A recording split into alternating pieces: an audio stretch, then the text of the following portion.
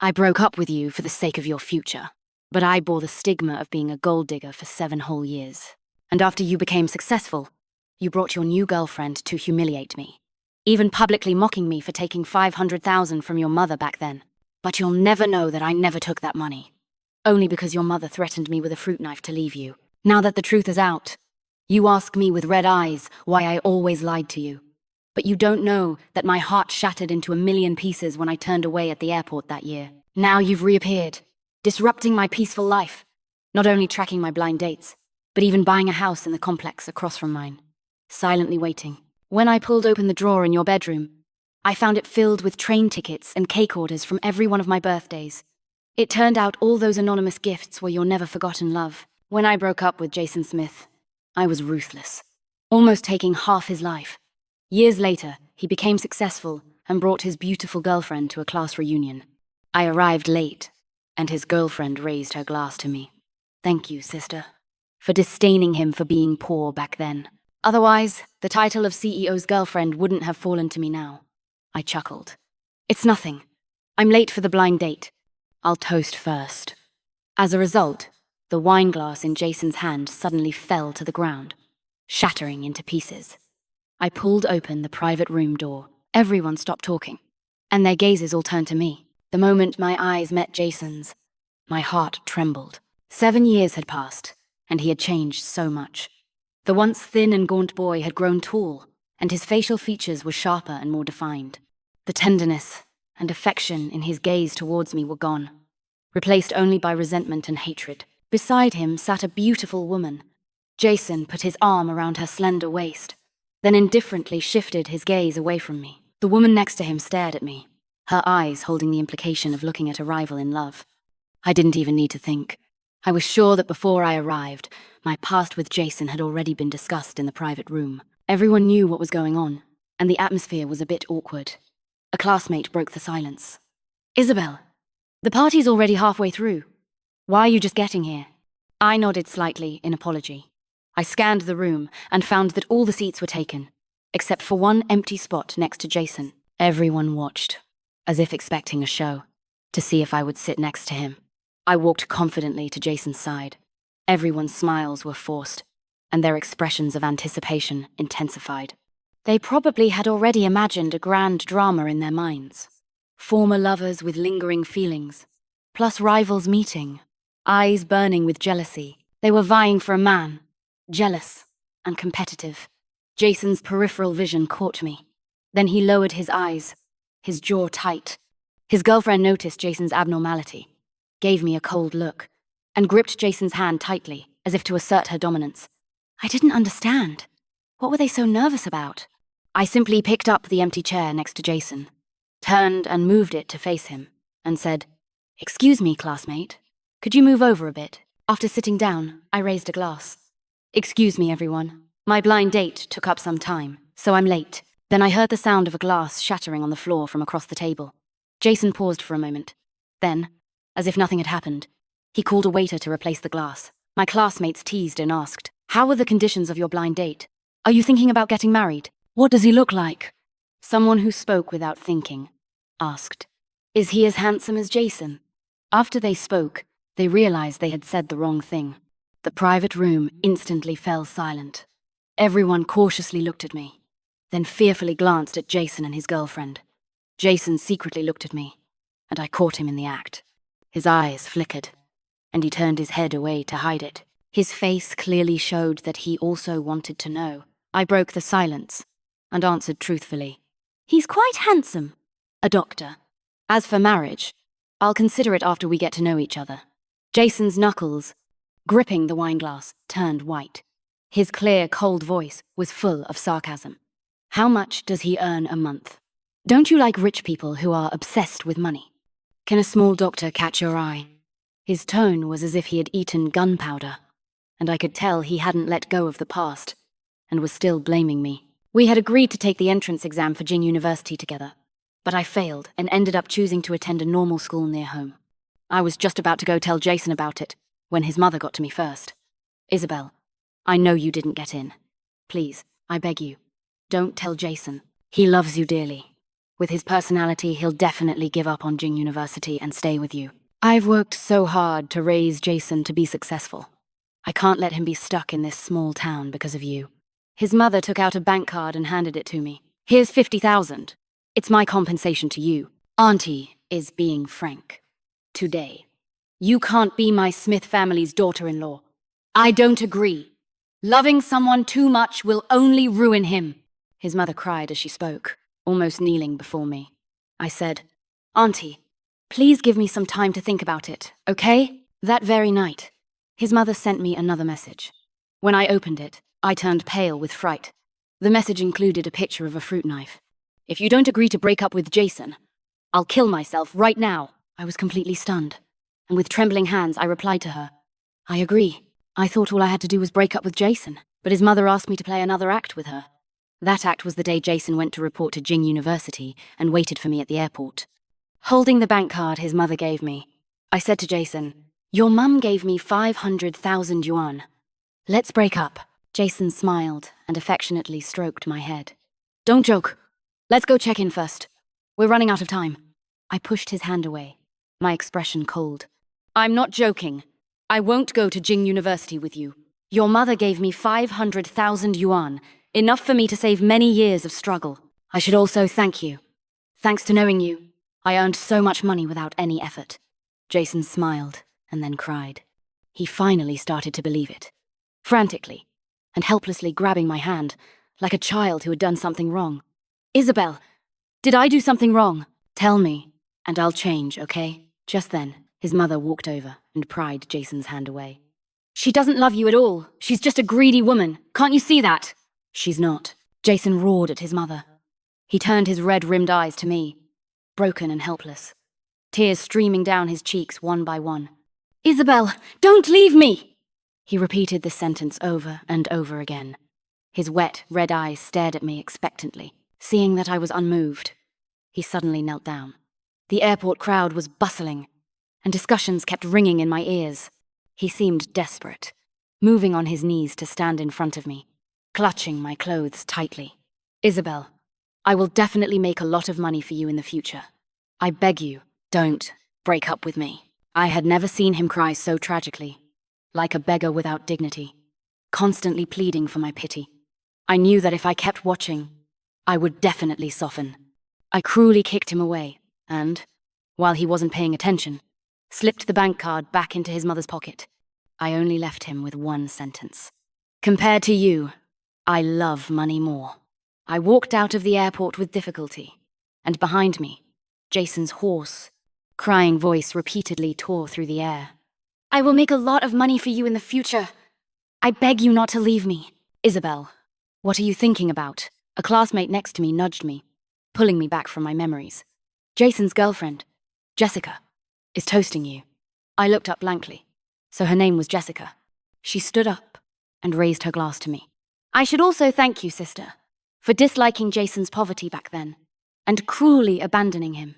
Otherwise, the position of CEO's girlfriend wouldn't be mine. She raised an eyebrow.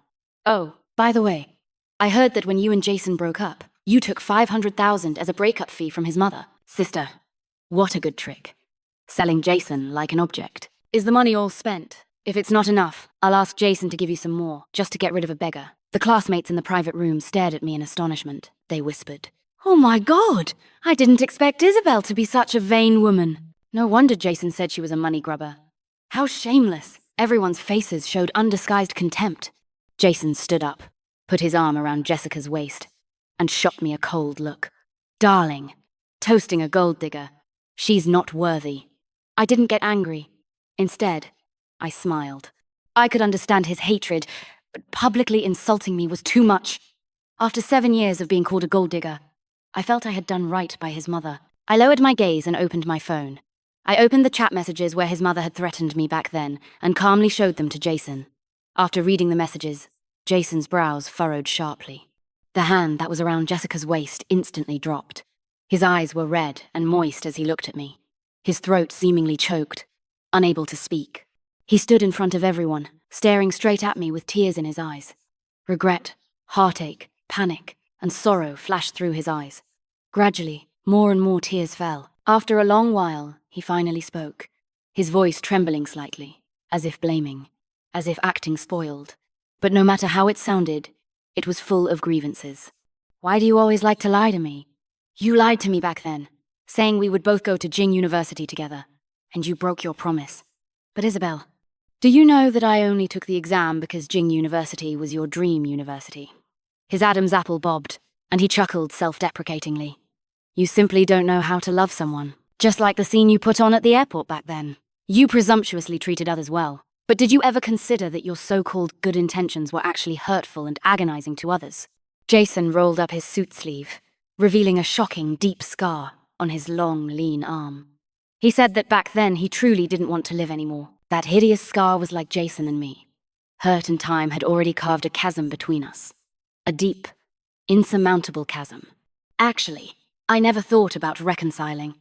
I just didn't want to bear the stigma of being accused of being a gold digger anymore. I stood up, took my phone, and in front of Jason deleted the messages his mother had sent me back then. I looked up, meeting Jason's reddened eyes. It's all in the past. I wish you happiness in the future. Sincerely. Jason's face suddenly turned pale. What do you mean?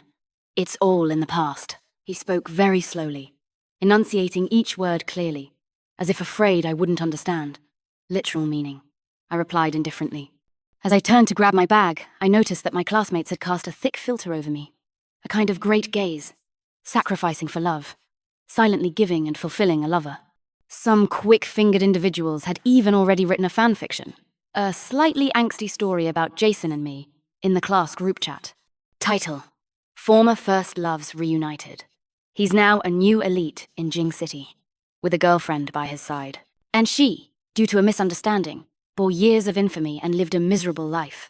Will they mend their broken relationship, or endure more heartache? Please like for more updates. They even tagged Jason and me, afraid we wouldn't see it. Please, protagonists, correct me.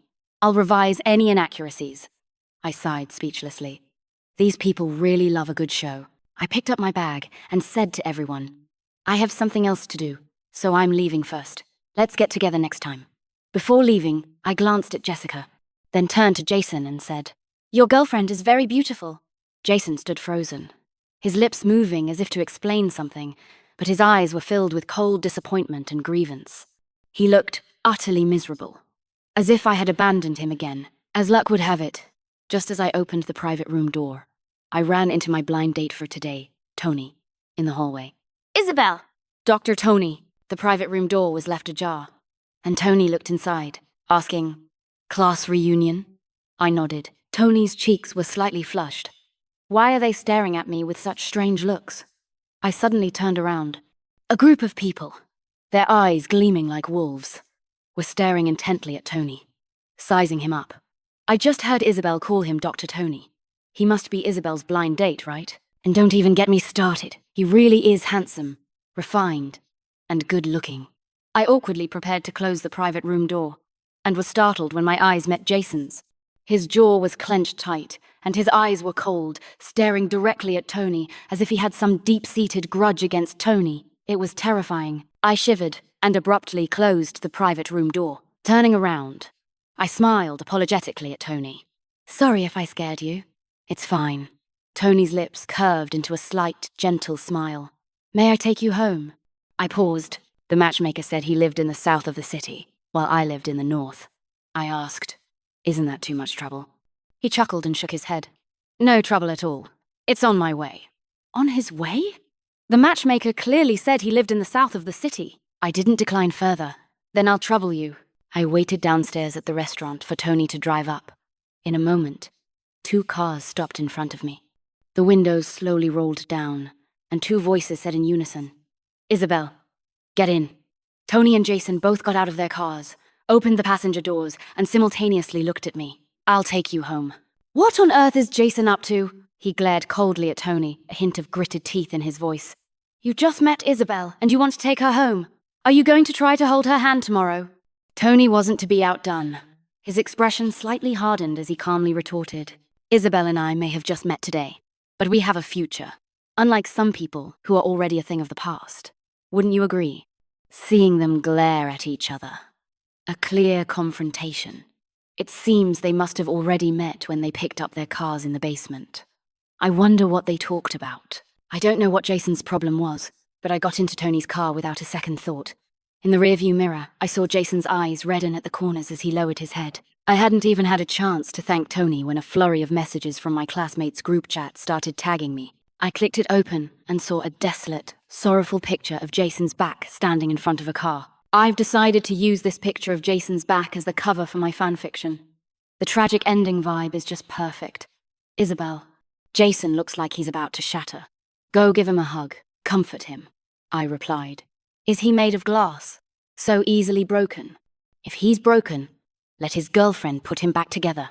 Soon, Jason tagged me in the group chat and replied, Isabel, actually I don't have a girlfriend. I've been alone since we broke up. I've never dated anyone. I swear, truly, I've never, ever been in a relationship. Regarding Jessica, she's the daughter of the owner of a company I collaborate with, besides necessary business interactions. I've never met her privately. I heard you'd be at this class reunion, which is why I came back. Who knew Jessica would secretly follow me to Jiang City? I originally wanted to send her away at the class reunion, but Okay, I admit it. The reason I didn't send her away was because I had ulterior motives. I wanted to use her to make you jealous, to see if you still cared about me. I stared at the text message, which read like a small assignment.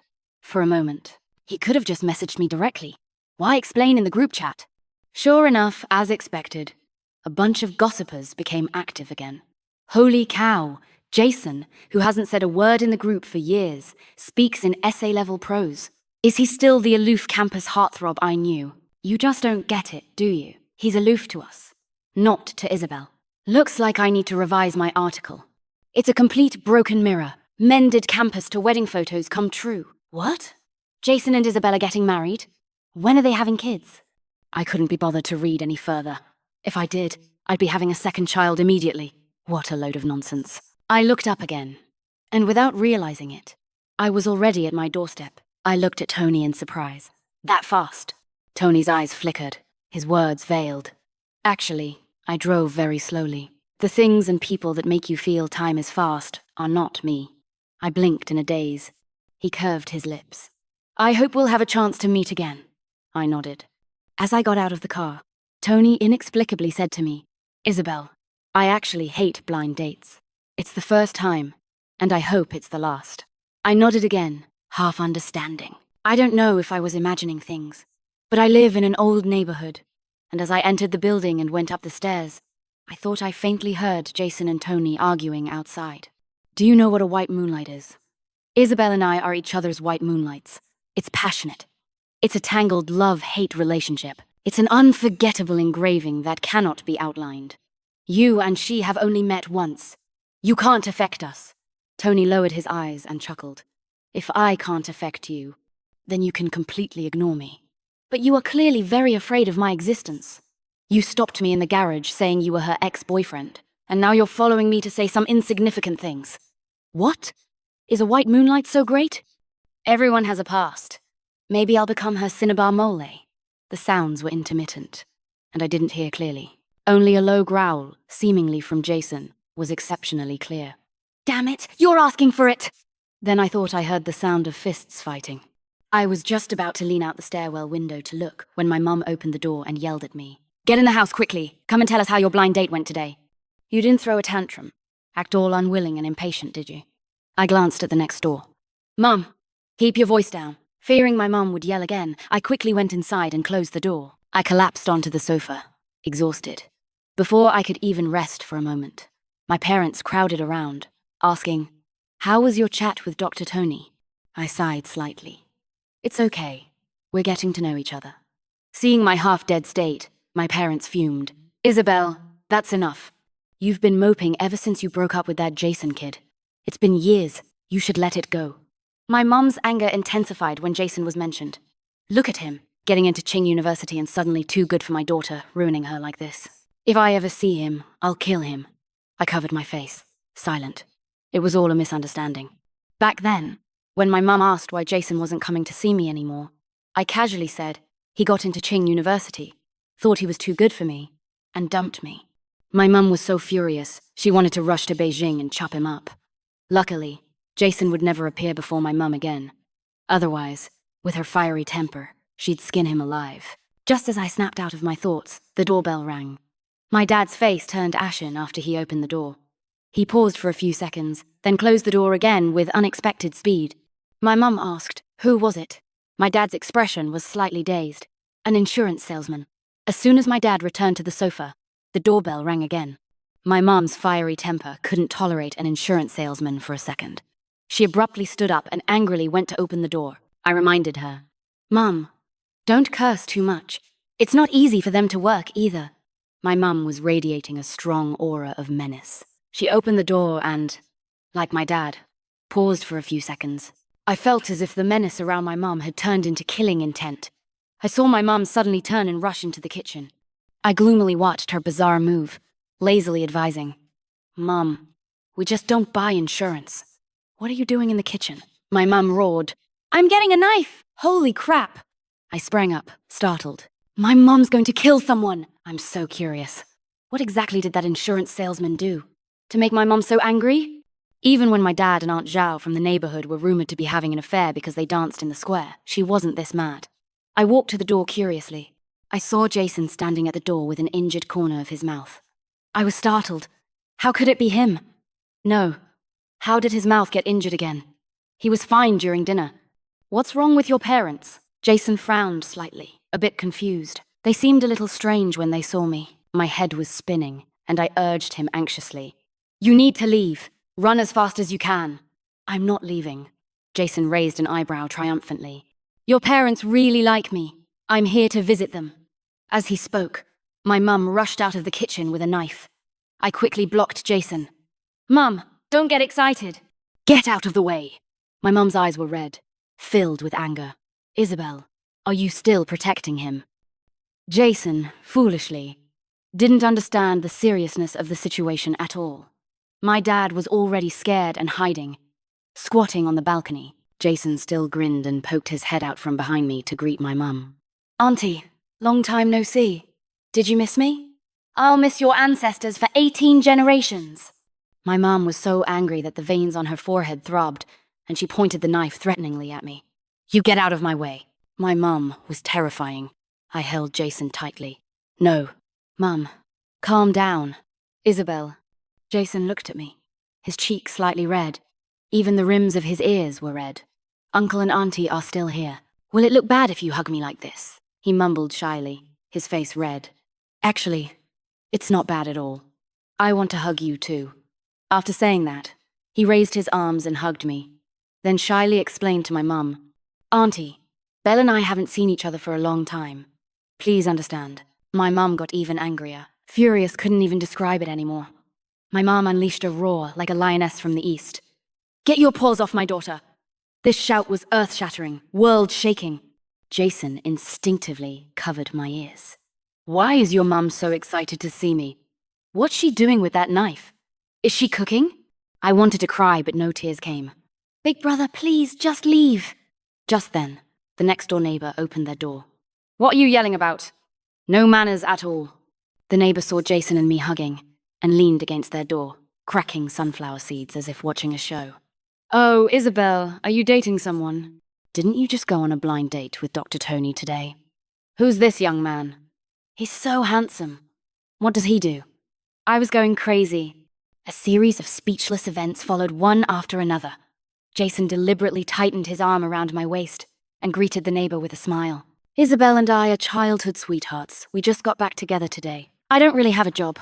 I run a gaming company in Jing City." The neighbor's eyes widened suddenly. "He's a big boss. So young and accomplished." I awkwardly shook my head at the neighbor. "No, we didn't get back together." Jason dotingly ruffled my hair. He looked at the neighbor and chuckled. "She's still throwing a tantrum." My mom was trembling with anger. She pulled Jason and me into the house, then poked her head out and threatened the neighbor. "If you dare to tell anyone about what happened today, I'll tell everyone about your husband dancing with other people every day." The neighbor spat out a sunflower seed shell. "What kind of person?" My mom slammed the door shut, then turned to glare fiercely at Jason and me. Jason finally realized something was wrong and leaned into my ear, whispering, The atmosphere is a bit tense. Your mom seems very angry. I rolled my eyes at him. What are you doing at my house? I was afraid a message wouldn't explain things clearly, so I came to talk to you in person. Jason gently pressed my shoulders, explaining softly. Jessica and I really have nothing going on. Believe me. It's all my fault. I was wrong. I shouldn't have used her to make you angry. Please forgive me. I figured it out. Even if you don't know how to love. It's okay. As long as I love you. I'll be good from now on. I'll never do anything to make you angry. And I won't let you suffer any more grievances. I looked into his dark, sincere, and captivating eyes. Suddenly, my mum reached out and blocked our gaze. You still have the nerve to come looking for my daughter? I sighed deeply. This was enough. I took my mum's hand and said to Jason, after we broke up back then, my mum kept asking about you. I found it annoying. So I lied to her and said you got into Jingda University and looked down on me. That's why my mum hates you so much. I then turned to my mum and said, I was the one lying to you back then. I was the one who broke up with him. It has nothing to do with Jason. We haven't gotten back together either. We just happened to run into each other at a class reunion today, that's all. And as for Dr. Tony, I will get to know him. After explaining everything clearly, I ignored their complex expressions, opened the door, and pushed Jason out. He stumbled but regained his balance, his eyes instantly reddening. Why? My nose stung, and I hastily lowered my head. Your mum doesn't like me. You saw the messages back then. If she does anything extreme again, I can't handle it. And I don't want you to hate me. Jason shook his head, tears in his eyes. No, I'll fix it. I'll go back to Jing City tonight and talk to her clearly. Will you wait for me? He looked at my face, tears falling with his hoarse voice. At least, don't get involved with that doctor yet, okay? I didn't answer him, cruelly closing the door. After closing the door, I leaned helplessly against it, sliding down to sit on the floor, burying my face in my arms. My mum came and squatted in front of me, gently stroking my hair. My dear daughter, I won't ask about what happened back then, as long as you're happy and content, no matter who you're with. I looked up, wiping away my tears. It's impossible for us to be together. It's all in the past. He's just back for a few days. Once he leaves, everything will go back to normal. So much happened today that I tossed and turned in bed all night. I used to hear people say that you shouldn't meet people from your memories. If you do, the person in your memories disappears. But why is Jason different from what others say? His reappearance stirred my dead heart again. Just like back then, the sunlight in the classroom was strong, and his figure passing through the corridor blocked the sun. He was tall and thin, his back straight as he walked, as if he had never bent for anyone. He turned slightly, and inadvertently, I met his clean, slightly upturned eyes. For a moment, I was lost, my heart beating faster and faster, almost leaping out of my chest. The sun was backlit on him, dazzling my eyes. At that moment, a definitive thought popped into my mind. I was smitten. With Jason's departure, everything returned to calm, except for the still gossipy and lively class group chat. What surprised me was that they seemed to be instructed by someone, turning into paparazzi, secretly following me all day long. Tony and I were eating at a restaurant when they took photos of us and posted them in the group, tagging Jason. The caption was even worse. Your first love is laughing and dining with another man. In less than a second, Jason sent a red packet to the classmate who took the photos in the group. Tony and I went to see a movie. And again, he posted photos of us at the cinema, in the group. Your first love is watching a movie with another man. During the movie, that so-called man tried to hold her hand, then pulled it back. Report. Your first love went home in that man's car. Whether they held hands in the car is currently unknown. For the next few days, the group was filled with photos of Tony and me together. Like a live report, every time they took a photo, Jason would send a red packet to the group. Tony and I were walking when he suddenly looked back. Seeing nothing behind us, he asked me, puzzled, "Do you feel anything unusual? I keep feeling like someone's been following us lately." I awkwardly shook my head. I couldn't very well say that my classmates were all crazy stalkers. A few more days passed, and I went to the hospital to find Tony to thank him for helping my dad with his appendectomy. My dad also asked me to invite him home for dinner to thank him. Tony bought a trunk full of gifts and carried them upstairs with me. In an instant, photos of Tony and me carrying gifts home were posted in the group. Your first love brought that man home to meet her parents. Looks like they're getting married soon. He even added, in a snarky tone, if you can't make it to her wedding, just send the red envelope over. I'll take it for you. How much do you want to give?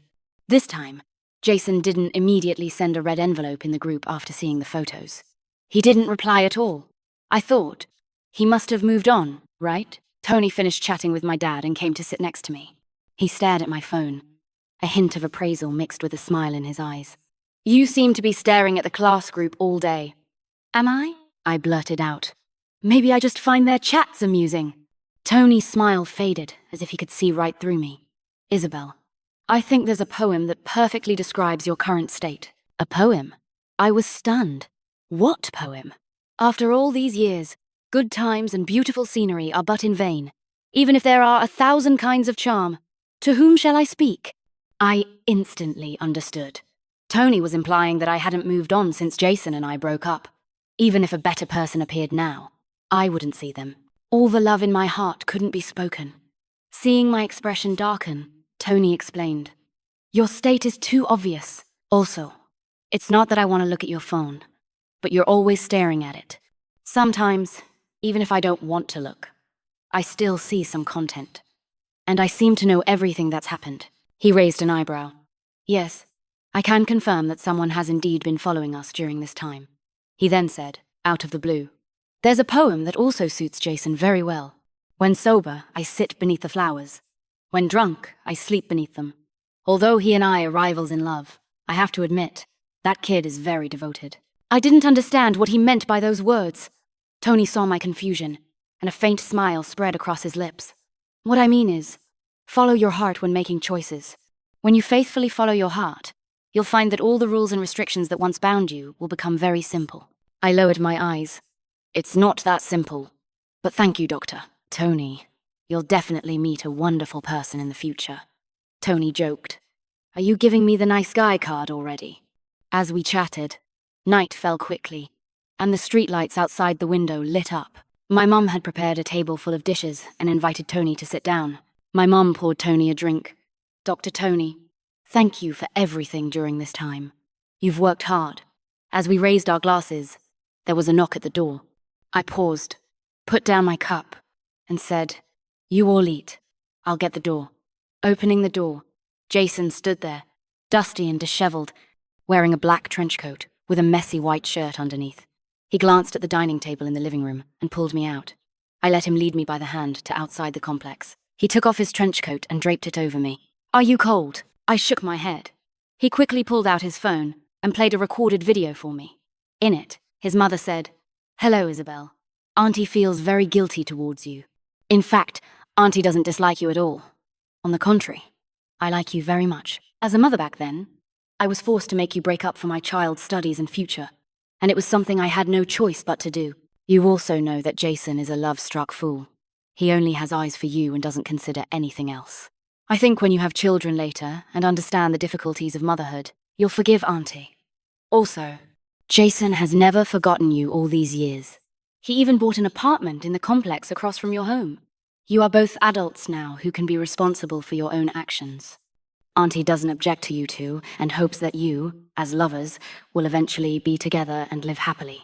After watching the video, Jason put 2 bank cards into my hand. This one has 500,000 inches it. My mother asked me to give it to you. She wants you to buy something you like. The other one has all the money I've saved over the years. I'll give you all the money I earn in the future. I won't keep a single cent. He lifted his eyelids and squeezed my hand tightly. When I saw the photos of you and Tony going home together in the group, I almost went crazy. I immediately booked a flight and rushed back. These past few days I've been dealing with my mother and company matters. I figured out the whole story of what happened back then. I'm sorry. I promise I won't let something like this happen again. He carefully wrapped his arms around my waist, pulling me into his embrace. His warm breath gently brushed against my ear. Don't leave me. Please, Jason said. He swore he'd forget me, but every time he made that vow, he'd give up shortly after. He said he just couldn't do it. It was too hard. I gently pushed him away, more curious about. You also bought an apartment in the complex across from mine. When did you buy it? Jason pulled me into his arms and walked forward. I bought it in the autumn of the 2nd year after we broke up. I made a fortune from gaming then, and I thought it would be perfect as our marital home. Come on, I'll take you to see it.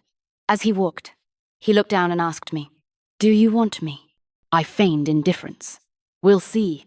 When we arrived at his place, I froze for a few seconds, incredulously scanning the green decor in the room.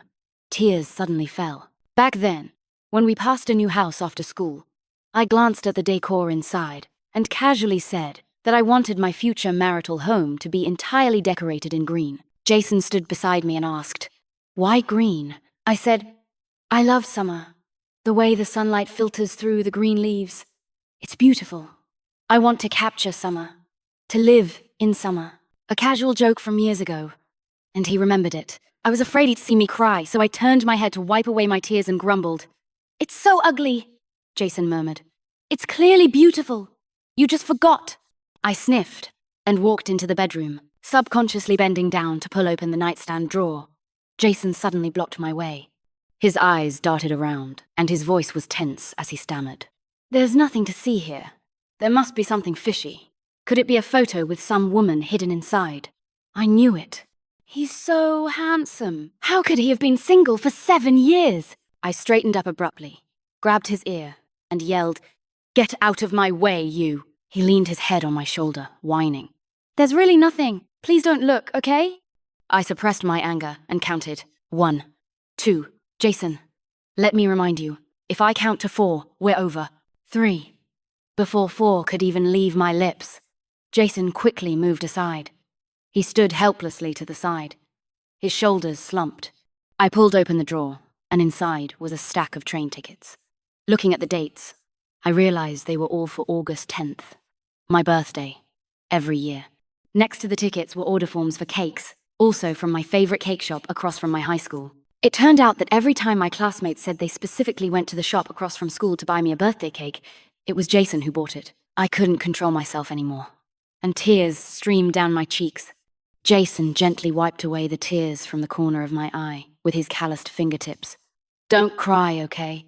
You won't look pretty if your face gets swollen from crying." After he made a funny face and made me laugh, he gently stroked my hair.